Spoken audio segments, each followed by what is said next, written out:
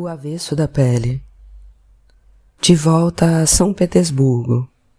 Parte 1. Você simplesmente não sabe como sobreviveu à escola. Primeiro como aluno, depois como professor. Não sabe como aguentou todas aquelas situações constrangedoras e violentas que a escola proporciona a todos que fazem parte dela.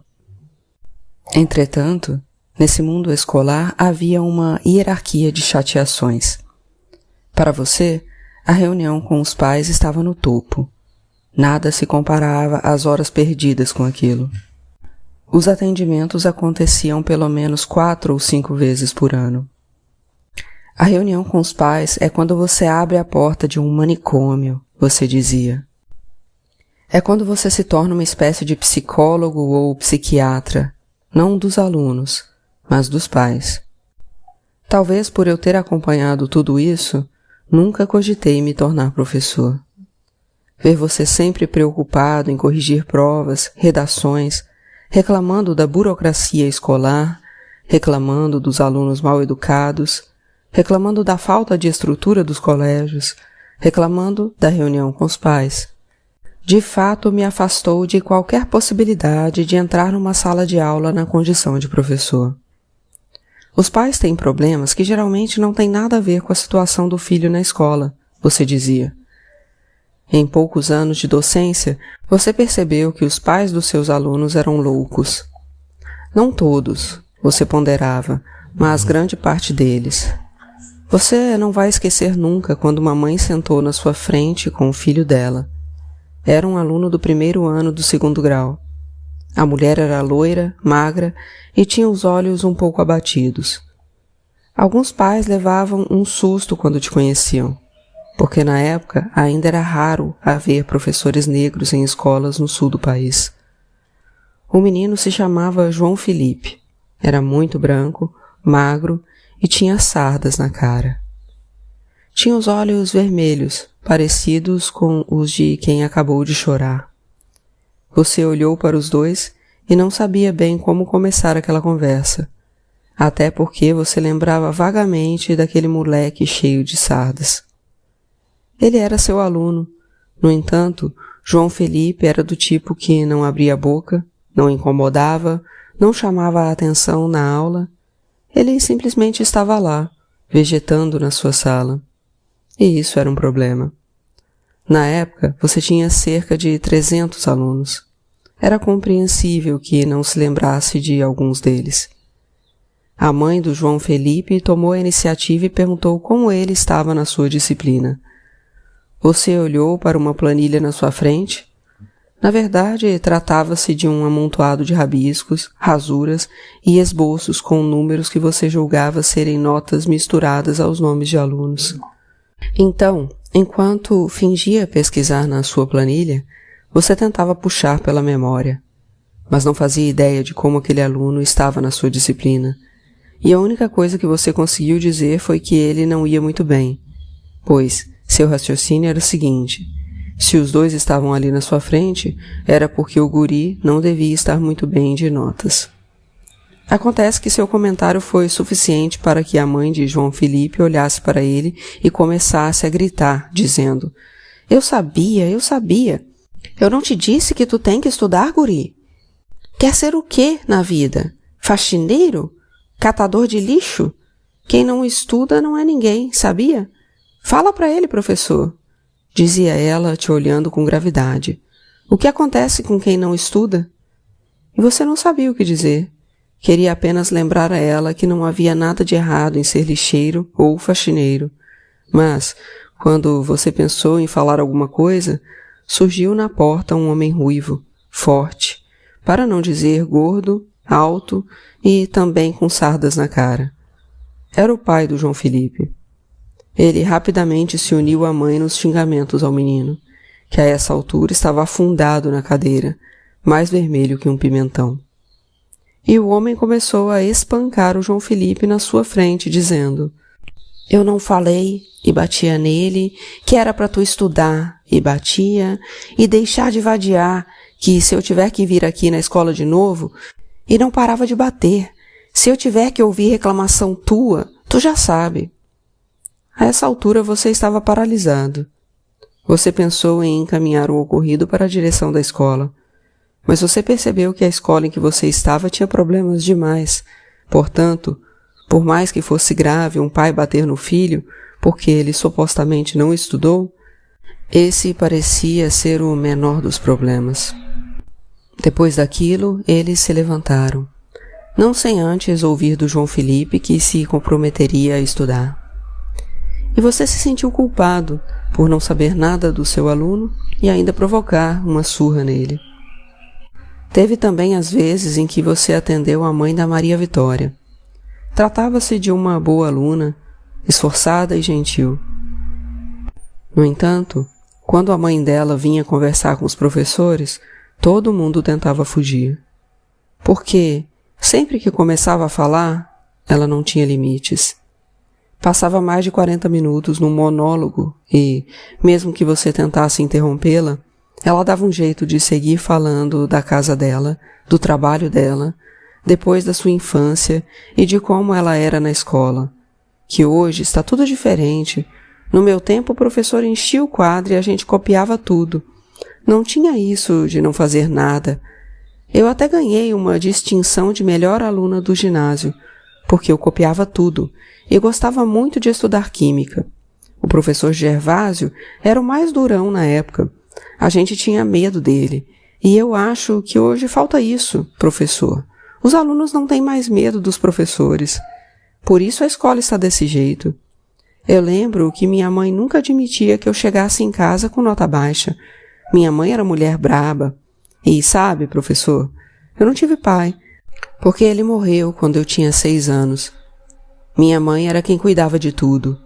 Lutou muito para nos criar. A gente nunca passou fome, professor, mas a gente teve dificuldades e, quando tinha pouca comida, minha mãe costumava fazer uma sopa de couve com feijão. O senhor já comeu sopa de couve com feijão? A essa altura, obviamente, a sua cabeça já estava em outro lugar e, mesmo que você respondesse qualquer coisa, não faria diferença. Justamente porque sua resposta não interessava, ela apenas queria falar. Na verdade, após anos de magistério, a escola transformou você num indiferente. Com o passar do tempo, o desencanto tomou conta da sua vida. A escola e os anos de prática docente te transformaram num operário. Anos e anos acreditando que você estava fazendo algo de significativo. Mas vieram outros anos e anos e soterraram suas expectativas. A precariedade da escola venceu e você estava cansado. Parte 2. No seu último ano de vida, você começou a trabalhar numa escola à noite. Suas turmas eram do EJA, Educação de Jovens e Adultos. Você tinha 2 turmas, que correspondiam à 7ª e à 8ª série do ensino fundamental. Ao longo dos anos, o perfil dos alunos do EJA foi se modificando.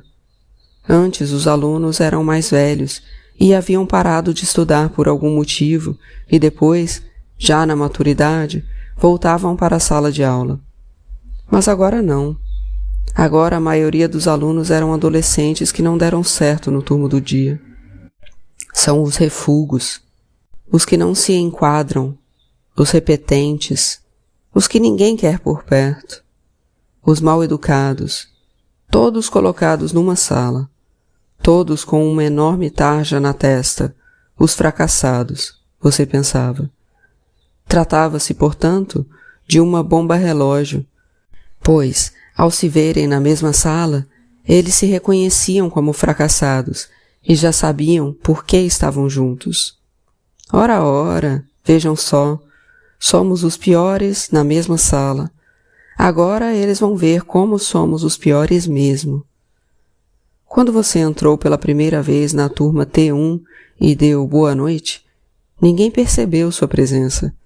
Na verdade, eles perceberam, mas fizeram questão de te ignorar. Você, então, foi para a frente do quadro e pediu atenção para começar a aula. No entanto, muitos estavam virados para o lado, para a janela ou para trás. Nesse momento, Você se lembrou de um amigo professor que, certa vez, quando uma turma não lhe dava a mínima atenção, não teve dúvidas, deu um soco na mesa com tamanha força que a quebrou no meio. Os alunos assistiram aquilo com perplexidade. Você ficou imaginando a cena. Os alunos de olhos arregalados olhando para ele. Porque nunca se espera de um professor uma atitude dessas.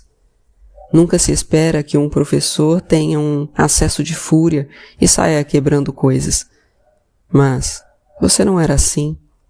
Por mais que estivesse cansado de tudo aquilo, por mais que estivesse passando pela sua cabeça dar um soco na mesa, no quadro, ou mesmo pegar um daqueles moleques pela gola e dizer: "Escuta aqui, seu merda", você ainda acreditava que as coisas não deviam ser resolvidas assim. Naquele dia, você teve muita dificuldade para chamar a atenção deles. Você tentou de tudo. Tentou conversar e dizer a eles que estava ali na frente e que precisava começar a aula. Alguns poucos te olharam. E, olha lá, pessoal, o professor quer começar a aula, gente. Vamos ficar quietos. Eles estavam debochando de você.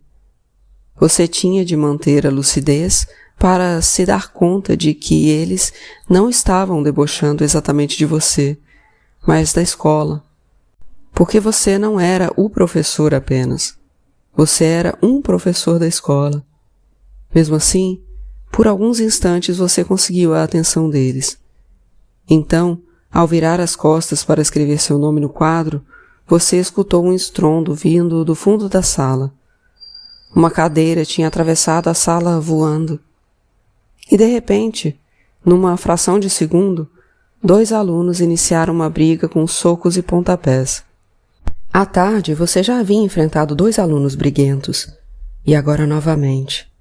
Mas ali, à noite, a coisa era mais séria, porque havia suspeitas de que alguns alunos estivessem envolvidos com o tráfico de drogas. Podiam estar armados, inclusive. A briga continuou e ninguém os separava. Os ruídos dos socos, fortes e secos, te impressionavam. Até que alguns colegas decidiram separá-los. Na verdade, você não sabia bem o que estava acontecendo. Parecia até uma briga generalizada. Classes e cadeiras foram arrastadas. E você, além de tudo, tinha de se cuidar para não ser atingido.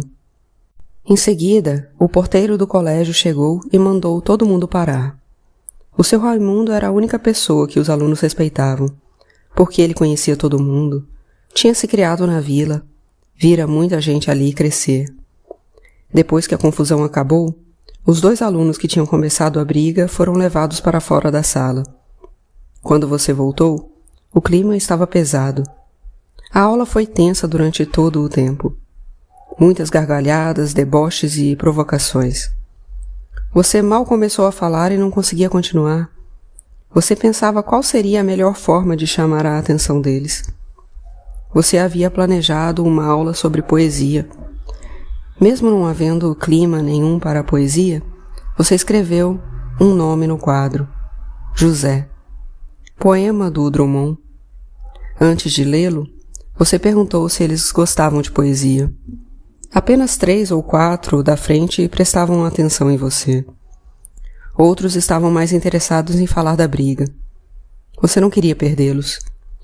Você mostrava fotos do Carlos Drummond para eles, no livro didático. E, olha lá, pessoal, o professor está mostrando um velho careca lá na foto. Eles riam. Queriam te fazer de bobo.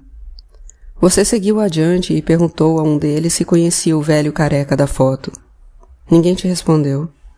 Alguns viraram as costas. Você pensou então em ir até o fundo da sala, bater de frente com eles e dizer: "Escutem aqui, vocês não têm esse direito de faltar com o respeito comigo. Estou aqui para dar minha aula, e é só. No entanto, você não podia fazer isso, não podia bater de frente. Você sabia que havia 3 ou 4 alunos que estavam te ouvindo. Era pouco para quem queria fazer algo naquela turma. Você tinha de admitir, sua aula foi um fracasso. Você desistiu. Pediu apenas que copiassem o poema no caderno. Mas ninguém copiou nada. nem mesmo aqueles 3 ou 4 que te ouviam.